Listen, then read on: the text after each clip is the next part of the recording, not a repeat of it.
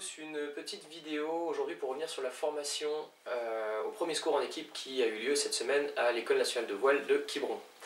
Donc cette formation est mise en place tous les ans maintenant pour les futurs moniteurs de kitesurf afin d'apporter une réelle valeur ajoutée à leur diplôme de moniteur et de faire d'eux des personnes aptes à apporter les premiers secours en cas d'accident, ce qui peut potentiellement arriver assez facilement dans notre métier. Donc, les années passées, c'est vrai que les personnes qui ont suivi cette formation ont ressenti un léger décalage entre ce qu'on leur apprenait et la réalité sur le terrain. C'est vrai que c'était peut-être dans un format un petit peu plus théorique et il y avait un grand manque d'interaction avec la réalité, avec ce qui peut vraiment se passer à l'extérieur.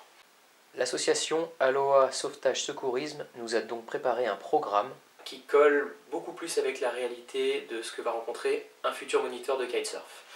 Nous avions donc tous les matins des cours théoriques et aussi on apprenait les gestes pratiques, donc on est revenu un petit peu sur tout ce que vous allez voir dans le PSC1, mais beaucoup plus approfondi, à savoir que là on n'était pas sur une journée de formation mais sur 5, donc 35 heures au total.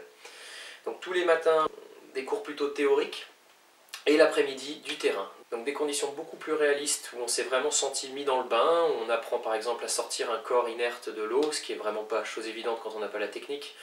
On a également appris à savoir où mettre la priorité si vous avez un malaise cardiaque ou simplement respiratoire, si vous avez une personne consciente, inconsciente.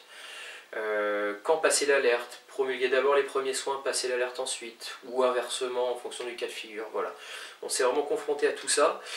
Donc à travers cette vidéo, nous souhaitions tous, les moniteurs en formation cette année, à remercier l'ENV qui tente d'améliorer chaque année les supports pédagogiques qu'elle nous met entre les mains. Et nous souhaitions également remercier Aloha Sauvetage qui a vraiment rempli son rôle de formateur, qui nous a vraiment sensibilisés, qui nous a intéressés. Et si jamais vous, en tant que futur professionnel dans un milieu aquatique ou autre, vous avez envie de passer une formation PSE1, je vous encourage à les contacter. Donc comme je le disais, vous pouvez les trouver sur internet, aloha-sauvetage.fr ou sur Facebook. Merci et à la prochaine.